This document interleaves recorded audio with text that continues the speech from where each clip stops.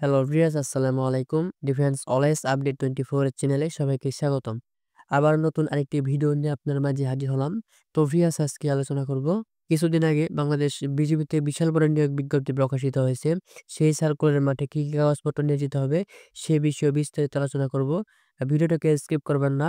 Skip করলে কিছু বুঝতে পারবেন না। শুরু থেকে শেষ পর্যন্ত দেখবেন। ভিডিওটা শুরু করার আগে একটি কথা বলে রাখি, যারা আমার ইউটিউব চ্যানেল এখনো সাবস্ক্রাইব করেন নাই অতি তাড়াতাড়ি সাবস্ক্রাইব করে ফেলবেন, কারণ প্রতিনিয়ত ডিফেন্স এবং সরকারি বেসরকারি চাকরি আপডেট দিয়ে থাকি। তো ভিউয়ার্স, বেশি কথা না বলে চলেন মূল ভিডিওতে চলে যাওয়া যাক।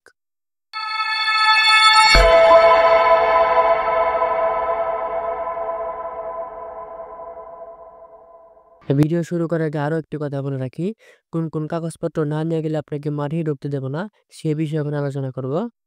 যারা এই সার্কুলার আবেদন করেছেন তাদের জন্য আমি একটি চূড়ান্ত সাজেশন তৈরি করে রেখেছি। যাদের এই সাজেশনটি প্রয়োজন তারা এই নাম্বারে বিকাশে 100 টাকা সেন্ড মানি করে এই নাম্বারে হোয়াটসঅ্যাপে এসএমএস দিয়ে বলেন, ভাই টাকাটা পাঠিয়ে দিয়েছি, আমি তৎক্ষণাৎ সাজেশনটি পাঠিয়ে দেব। লিখিত ও ভাইবা পরীক্ষার জন্য এই সাজেশনটি অত্যন্ত গুরুত্বপূর্ণ। আশা করি এই সাজেশনটি যদি এক্ষুনি সংগ্রহ করে এখন থেকে একটু ভালোভাবে পড়েন, তাহলে কিন্তু খুব সহজে লিখিত ও ভাইবা পরীক্ষা উত্তীর্ণ হতে পারবেন। ফার্স্ট অফ অল আপনার প্রয়োজন হবে আপনার অ্যাডমিট কার্ডটা। অবশ্যই অ্যাডমিট কার্ডটা প্রিন্ট করে সঙ্গে নিয়ে যেতে হবে। অ্যাডমিট কার্ড যদি ভুলে রেখে যান বা না নিয়ে যান, আপনাকে কোনোভাবেই মাঠের ভিতরে ঢুকতে দেবে না। অবশ্যই আপনাকে অ্যাডমিট কার্ডটা সাথে করে নিয়ে যেতে হবে। তারপর আপনার দ্বিতীয়ত প্রয়োজন হবে ফোনের এসএমএসটা। বাংলাদেশ বিজিবি থেকে যে আপনাকে একটা এসএমএস করা হবে, এত তারিখে মাঠ, এত তারিখে আপনি উপস্থিত থাকবেন। সেই এসএমএসটা আপনাকে অবশ্যই নিয়ে যেতে হবে। সেই এসএমএসটা যদি কপি করে বা ফরওয়ার্ড করে কোনো মোবাইলে নিয়ে যান তাহলে হবে না। সেই মোবাইলটি নিয়ে যাবেন যে মোবাইলে আপনার এসএমএস আসছে। এই ২ টা জিনিস ফলো করবেন। কোনোভাবেই এই ২ টা জিনিস রেখে যাওয়া যাবে না। সর্বপ্রথমে আপনাকে এই ২ টা জিনিস প্রয়োজন হবে। সবাই মনে করে এই ২ টা জিনিস আগে রেখে দেবেন। এখন চলেন মাঠের জন্য কি কি কাগজপত্র প্রয়োজন হবে সেই বিষয়ে বিস্তারিত আলোচনা করব। ভিডিওটাকে স্কিপ করবেন না বা টেনে দেখবেন না। টেনে দেখলে কিছু বুঝতে পারবেন না। শুরু থেকে শেষ পর্যন্ত দেখবেন। দেখেন, প্রথমে আপনাদের প্রয়োজন হবে এসএসসি পরীক্ষার সার্টিফিকেট এবং মার্কশিট এবং এইচএসসি পরীক্ষার সার্টিফিকেট এবং মার্কশিট। অনেক ভাই প্রশ্ন করেন, ভাই আমার এইচএসসি এবং এইচএসসি সার্টিফিকেট নিয়ে আমি এখন কি করব? তো সেই ভাইদের জন্য প্রশ্নের উত্তর হচ্ছে আপনারা একটি কাজ করতে পারেন। এসএসসি সার্টিফিকেট এবং এইচএসসি সার্টিফিকেট যদি না থাকে সেক্ষেত্রে আপনার প্রয়োজন হবে মার্কশিট। আপনার স্কুল থেকে যে একটি মার্কশিট তুলে সেই মার্কশিট যদি নিয়ে যান তাহলে সার্টিফিকেটের মতো কাজ করবে। আবার অনেক ভাই প্রশ্ন করে, ভাই সব ঠিকঠাক আছে কিন্তু আমার মেনটা নাই, ফটোকপি আছে। আপনি চাইলে প্রথম দিন ফটোকপি নিয়ে যেতে পারবেন, তবে অবশ্যই সত্যায়িত থাকতে হবে। কিন্তু পরবর্তীতে মূল সার্টিফিকেট উপস্থাপন করতে হবে। তারপর আপনার প্রয়োজন পড়বে সর্বশেষ শিক্ষা প্রতিষ্ঠান কর্তৃক প্রশংসাপত্র। আপনি যেহেতু ইন্টার পার্সোনাল এই বিজিবিতে এই সার্কুলার আবেদন করতে পারবেন না, সেক্ষেত্রে আপনাকে কলেজের অধ্যক্ষ যেমন ভারপ্রাপ্ত থাকে প্রিন্সিপাল, ওনার কাছ থেকে একটি প্রশংসাপত্র সংগ্রহ করে নিয়ে যেতে হবে। তবে একটি কথা মনে রাখবেন, সেই প্রশংসাপত্রে স্থায়ী ঠিকানা এবং জন্ম তারিখ উল্লেখ থাকতে হবে। তারপর আপনার প্রয়োজন হবে অভিভাবকের অনুমতিপত্র, যা সংশ্লিষ্ট চেয়ারম্যান স্যারের কাছ থেকে আপনাকে সত্যায়িত করে নিতে হবে।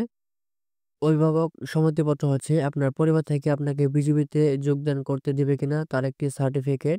সেই সার্টিফিকেটটা আপনাকে অবশ্যই চেয়ারম্যান স্যারের কাছ থেকে সত্যায়িত করে নিতে হবে। তারপর আপনার প্রয়োজন পড়বে একটি চেয়ারম্যান সার্টিফিকেট। আপনাদের প্রত্যেক নিজ নিজ পরিষদে গিয়ে এটা তুলতে পারবেন চেয়ারম্যান সার্টিফিকেটটা। চেয়ারম্যান সার্টিফিকেটে অবশ্যই চেয়ারম্যান স্যারের সিলমোহর এবং সিগনেচার থাকতে হবে। তারপর আপনার প্রয়োজন পড়বে প্রথম শ্রেণী গেজেটেড অফিসার কর্তৃক প্রদত্ত চারিত্রিক সনদপত্রের মূল কপি সহ সত্যায়িত ফটোকপি এবং ছায়াকপি।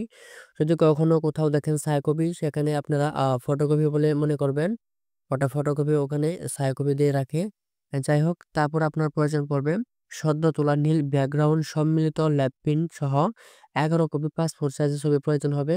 তো ভিউয়ার্স, আপনাদের উদ্দেশ্যে আরো একটি কথা বলে রাখি, 11 কপি ছবি তোলার কোনো প্রয়োজন নেই। আপনি প্রথমে 2 থেকে 3 কপি ছবি নিয়ে যাবেন, কারণ প্রথমত আপনাকে 2 থেকে 3 কপি ছবি প্রয়োজন পড়বে। যখন আপনার চাকরি হয়ে যাবে তখন আপনাকে সকল কাগজপত্রের মূল কপি সাবমিট করতে হবে।